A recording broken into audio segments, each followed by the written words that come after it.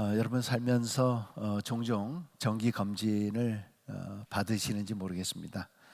아마 여기 캐나다에서는 주로 피 검사 외에는 우리 신체에 대해서 전체에 대해서 이 정기 검진을 잘 받지를 못하는 것 같습니다.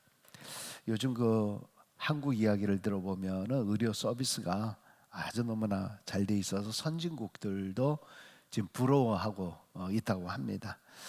그래서 요즘에는 이제 의료 혜택을 받기 위해서 65세가 넘으면 이중 국적이 허락이 되니까 한국 국적을 갖게 되는, 또 이렇게 회복하게 되는 그런 일들을 많이 하고 있다고 합니다.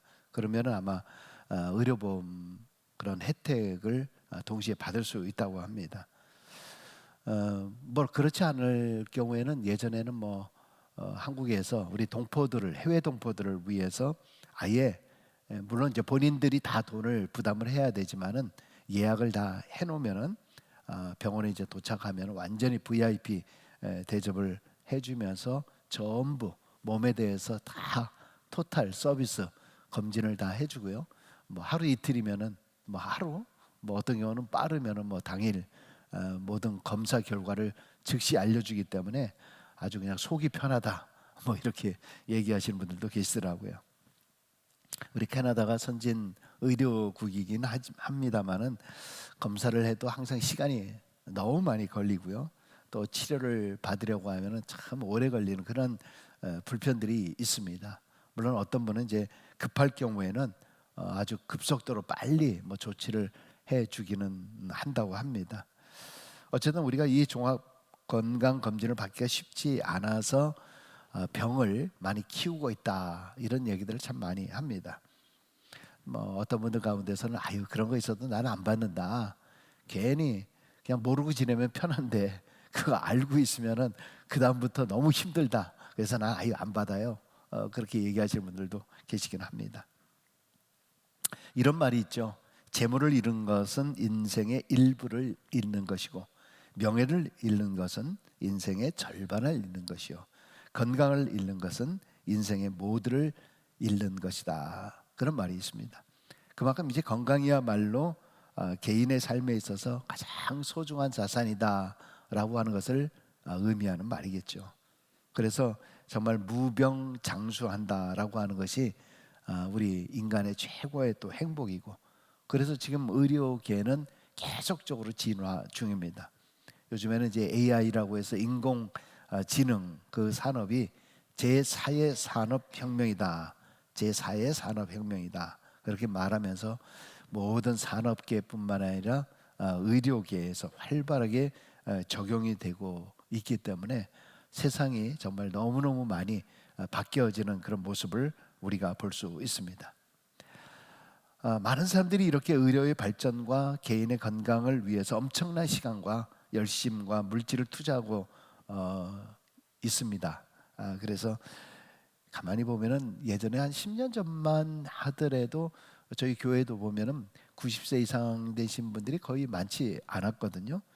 근데 이제는 80대쯤에 돌아가시면은 다들 너무 일찍 돌아가셨다, 이렇게 얘기할 정도가 좀 되었습니다.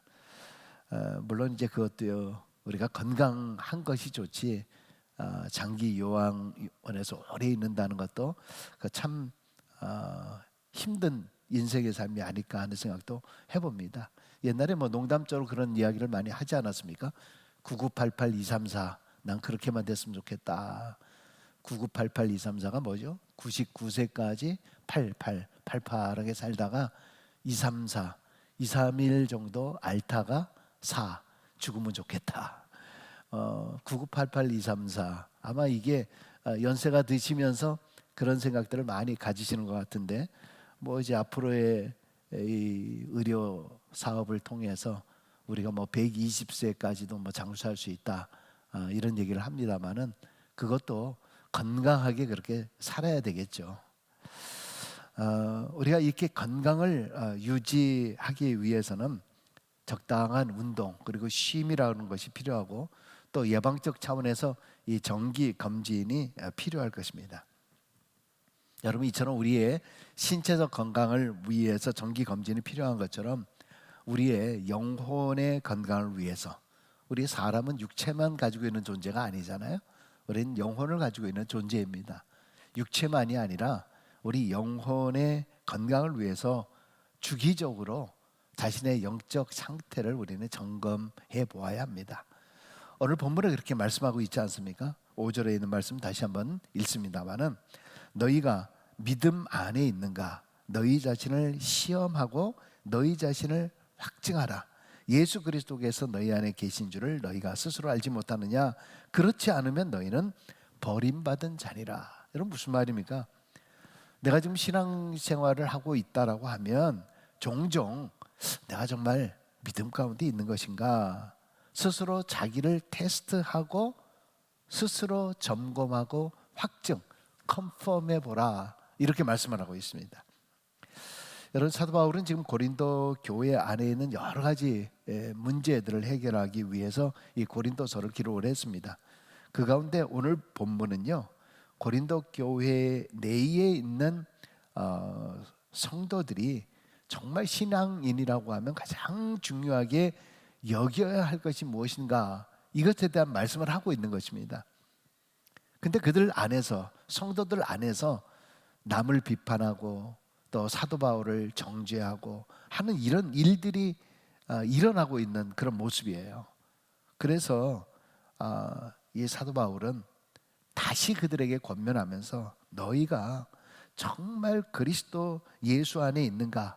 너희가 정말 남을 비방하고 그러는데 참 믿음을 가지고 있는지 너희의 영적 상태를 먼저 한번 점검해 봐라, 그렇게 말씀을 하시면서, 너희가 만약 예수 그리스도 안에 거하고 있지 못하다라고 하면 너희는 버림받은 자가 될 것이기 때문에 정말 너희가 버림받은 자가 아니라 온전한 자로 하나님 앞에 서게 되기를 원한다, 이런 주제의 말씀을 지금 하고 있는 것입니다. 2020년도 원래 교회 표가 우리 아시다시피 하나님의 꿈이 나의 비전이 되고 라고 했습니다마는, 하나님의 꿈, 하나님의 소원이 무엇일까? 그것은 뭐 다름이 아니라 믿음의 진단을 통해서 내 자신이 온전한 하나님의 사람으로 세워져 있는가, 아마 그런 우리의 모습이 바로 하나님의 소원이 아닐까라는 생각을 해봅니다.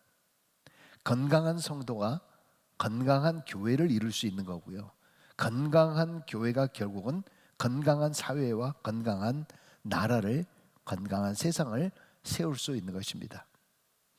그러므로 우리가 무엇보다도 건강한 신앙의 소유자가 되어야 하고, 내가 영적으로 건강하지 못하면은요, 우리의 가정뿐만이 아니라 우리의 교회와 우리 사회 전체가 영적으로 건강할 수가 없습니다.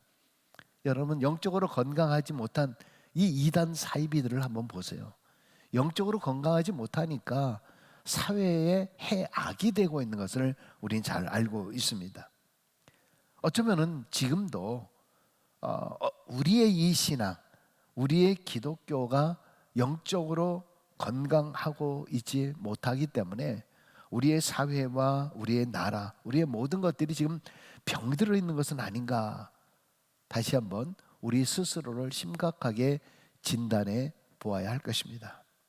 자, 그러면은 우리 건강한 성도가 되는 비결이 무엇일까요? 그것은 다시 5절에 있는 말씀 또 한번 봅니다만, 너희가 믿음 안에 있는가? 너희 자신을 시험하고 너희 자신을 확증하라. 그러니까 내가 올바른 믿음에 과연 있는 것인가, 스스로를 뭐예요? 시험, 테스트하고요, 그 테스트 결과로 나는 정말 믿음 안에 있는 거구나, 컨펌을, 확증을 다시 한번 해보라라고 하는 것입니다. 자, 그러면은 우리가 무엇을 지금 점검을 해봐야 될까요? 첫 번째는 바로 순종의 점검이에요. 순종의 점검. 여러분, 우리가 그리스도인이 된다는 게 뭔가요? 그리스도인이 된다는 거, 내가 크리스찬이다라고 하는 말이 뭐예요? 그것은 바로 내가 삶의 주인이 바뀌었다라는 것을 고백하는 겁니다. 그리스도를 향해서 우리는 주님이라고 고백합니다. 주님, 나의 주님. 그러니까 나의 주인이 되었다는 말이에요. 예수 그리스도를 믿는 바로 그 크리스천들은 내 삶의 주인이 예수님이라고 고백하는 것. 그 말은 결국 뭐겠습니까? 주인의 말씀에 순종하는 종의 삶을 살겠다라고 고백하는 겁니다.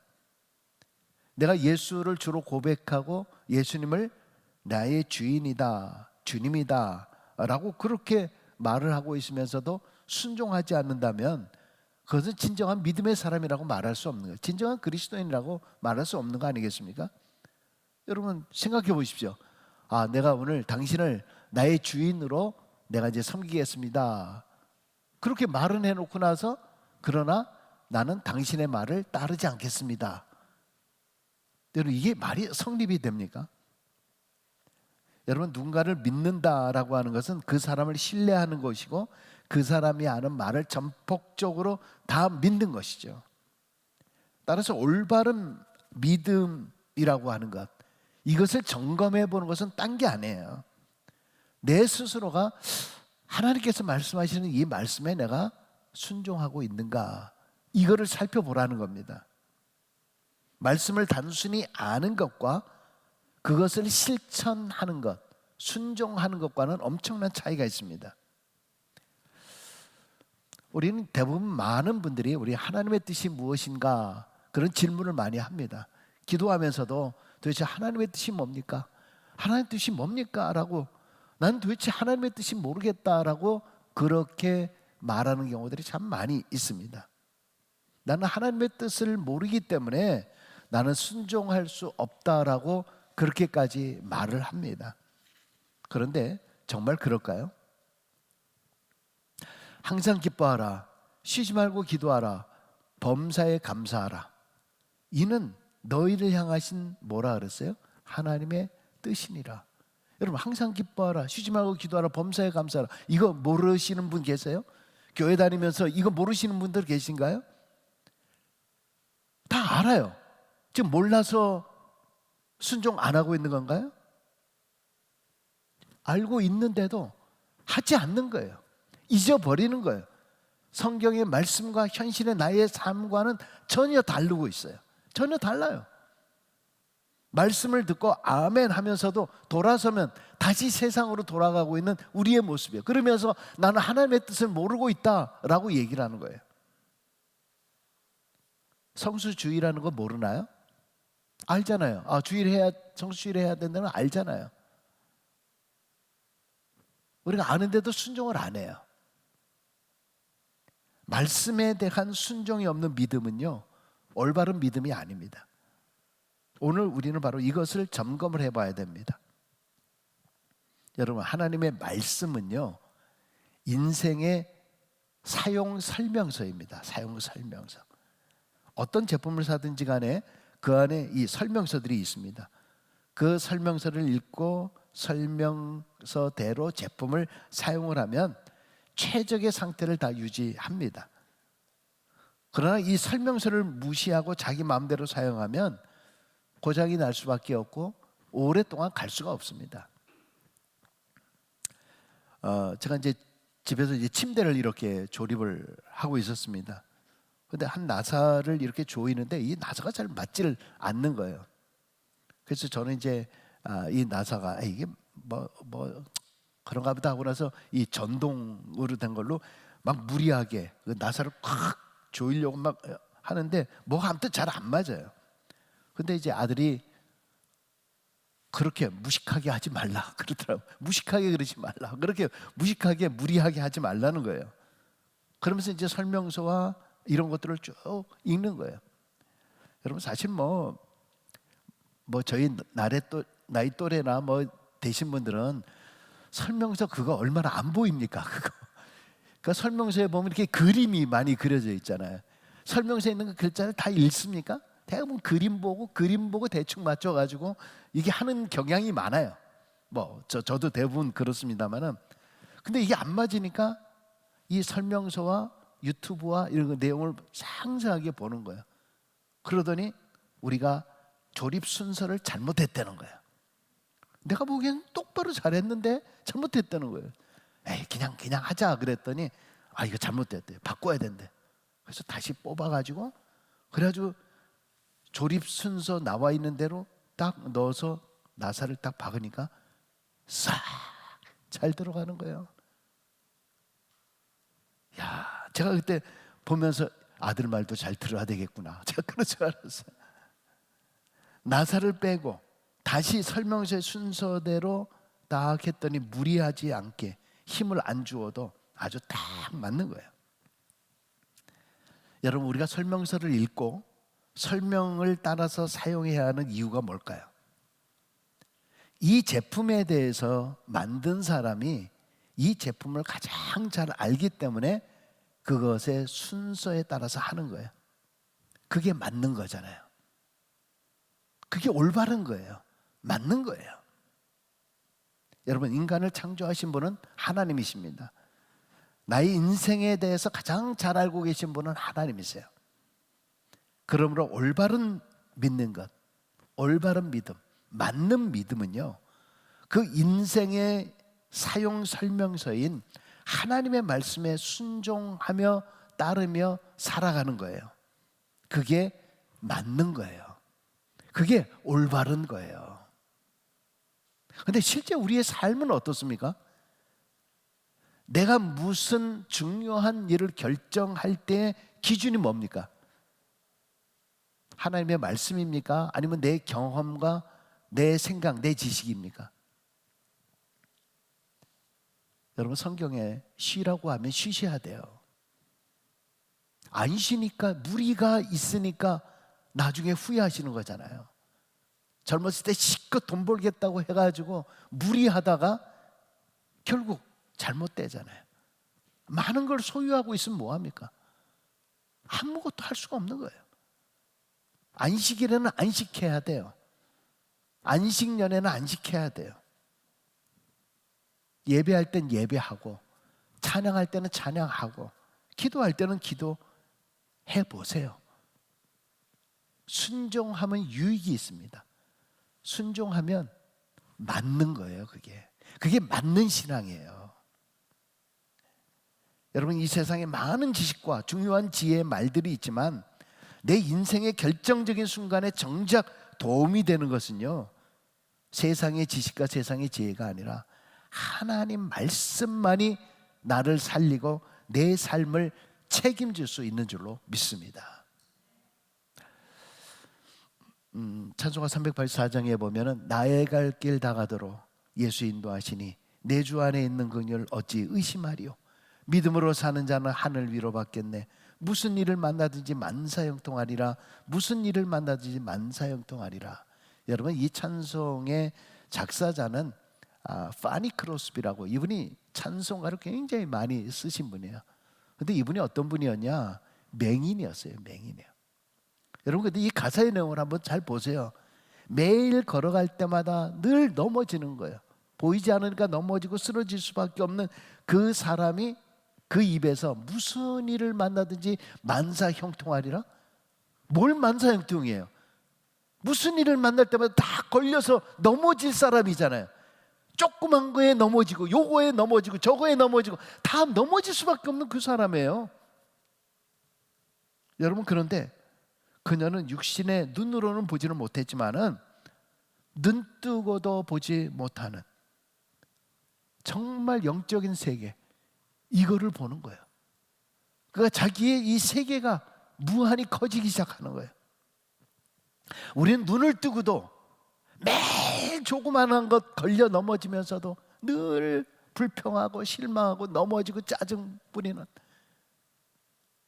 우리의 입술을 한번 보세요.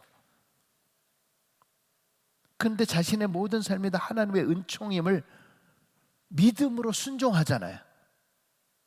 모든 일이 다 형통하게 될 것임을 믿음의 눈으로 바라보는 거예요. 할렐루야. 여러분, 이렇게 믿음인 바로 말씀에 대한 순종으로부터 출발합니다.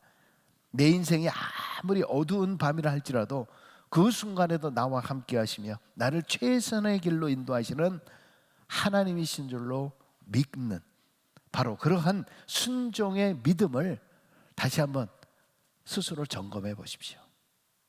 내가 정말 말씀에 순종하고 있는가? 취사 선택하고 있는 것은 아닌가?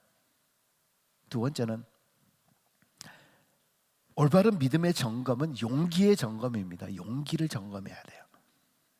여러분, 주님의 말씀을 순종하고 따르기 위해서는 용기가 있어야 돼요. 자기를 부인하고 십자가를 지는 신앙의 길이라고 하는 것에는 결단과 용기가 필요합니다. 그런 점에서 그리스도인들은 언제나 용감하고 담대한 사람이 돼야 돼요. 우리 출애굽할 때 이스라엘 백성들에게 진퇴양난의 상황에 있었던 적이 있었죠. 그것은 다름이 아니라 뒤에서는 출애굽하고 나서 바로의 군대가 쫓아오는데 하필이면 앞에 홍해 바다가 그를 딱 가로막고 있었잖아요. 백성들은 정말 이 상황에서 어떻게 해야 될지 모르니까 모세와 하나님을 원망하지 않았습니까? 그런데 그때 모세가 뭐라고 얘기합니까? 출애굽기 14장 13절에 보면 너희는 두려워하지 말고 가만히 있어서 여호와께서 오늘 너희를 위하여 행하시는 구원을 보라. 뭐예요? 두려워하지 말고 용기를 내라는 거예요. 백성들이 왜 두려워했나요? 하나님의 말씀을 믿지 못한 거 아니에요? 하나님의 말씀을 믿고 순종하지 않았기 때문에 당장 그 위급한 그 상황만 보는 거 아닙니까? 그런데 모세가 하는 말은 뭡니까? 상황이 아니라 하나님께서 분명히 얘기하지 않았느냐? 너희를 위해서 행하시는 그 구원을 여기서 좀 보라 이거야. 여기서 진퇴양난의 상황에서 도저히 아무것도 할 수 없다라고 생각하는데 평상시에는요 그거 없어도 돼요. 그런데 진짜 말씀에 대한 용기는 이 상황 속에서 그거를 볼 수 있어야 된다는 거예요. 할렐루야. 결국 홍해바다 앞에서 전능하신 하나님의 말씀을 믿는 순종의 용기를 지금 점검하는 거 아닙니까? 말씀에 대한 용기를 지금 점검하는 거잖아요. 이 사람들 안에 야 그래 어쨌든 홍해가 갈라지긴 갈라졌지만은 야 여기 들어갔다가 갑자기 합쳐져서 내가 그냥 수장되는 것은 아닌가? 여러분 그런 마음 얼마나 많이 있습니까? 내가 이렇게 하나님의 말씀만 믿어도 되는가? 하나님의 말씀대로 내가 이렇게 해도 되는 건가? 여러분 그런 마음이 들 때가 얼마나 많이 있습니까? 여러분 그러나 바로 그것은 겁을 내는 것은 결국 하나님의 말씀을 믿지 못하는 행위잖아요. 그러나 하나님의 말씀을 믿고 순종하는 믿음의 용기가 결국 홍해를 지나 가나안으로 들어갈 수 있게 된 것입니다. 여러분 모세가 죽고 난 후에 여호수아가 지도자로 임명이 되지 않았습니까?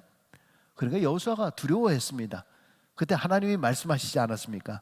너 마음을 강하게 해라, 담대하라, 두려워 말고 놀라지 말라. 내가 모세와 함께 있었던 것처럼 너와 함께 있을 것이다. 네가 어디로 가든지 너와 함께 하리라. 이렇게 약속을 합니다.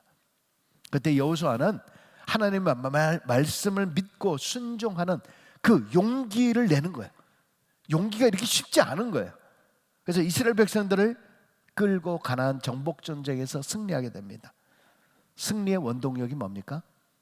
하나님의 말씀을 믿고 순종하는 뭐예요? 결국은 용기입니다. 용기.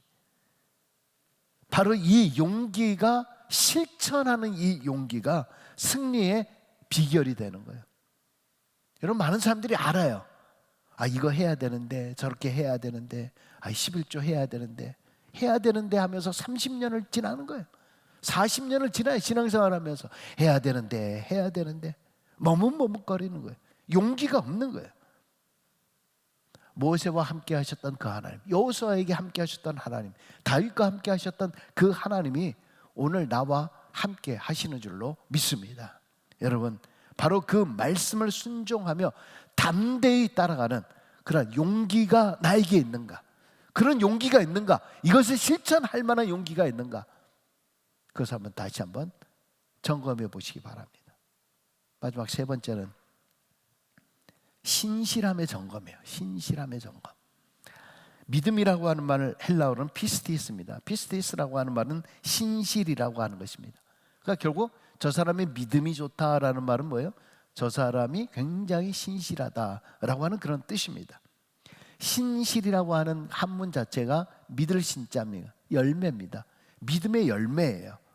그러니까 그 안에 그 사람에게는 신뢰가 가득 차 있다라고 하는 그런 말입니다.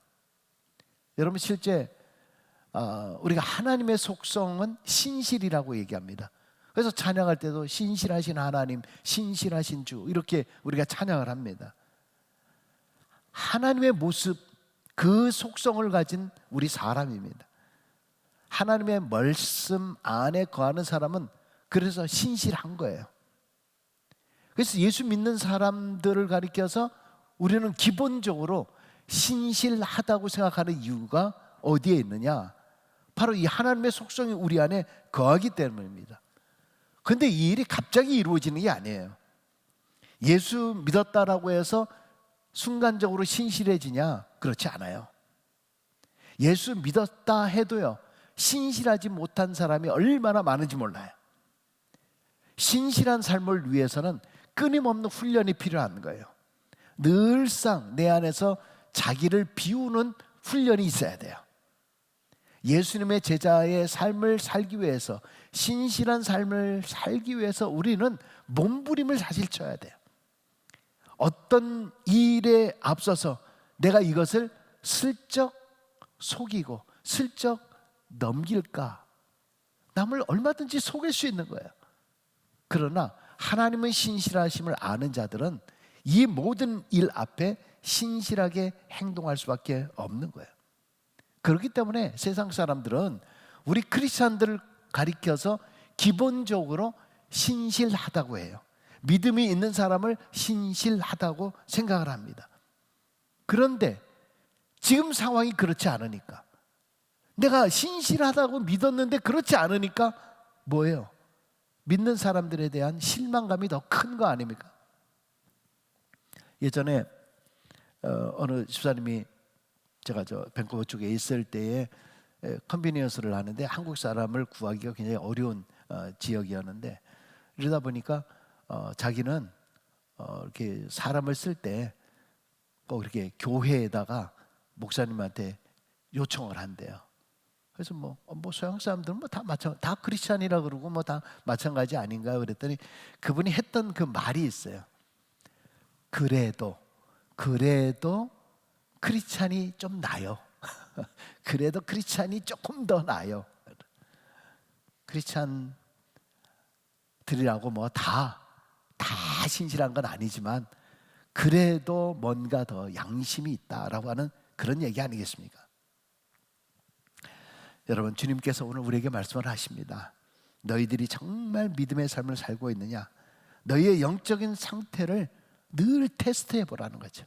어떤 문제 앞에서 내가 정말 이건 믿음에 있는 것인가 테스트하고 진단해 보라. 여러분, 영적인 정기 진단, 다시 한번 결론을 냅니다.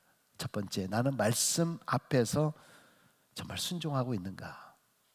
두 번째, 나는 하나님이 주신 용기를 가지고 주님을 따르고 있는가? 세 번째, 나는 신실하신 하나님을 따르는 그런 신실한 신자입니까? 이 질문에 우리 자신을 날마다 비춰볼 수 있기를 바랍니다.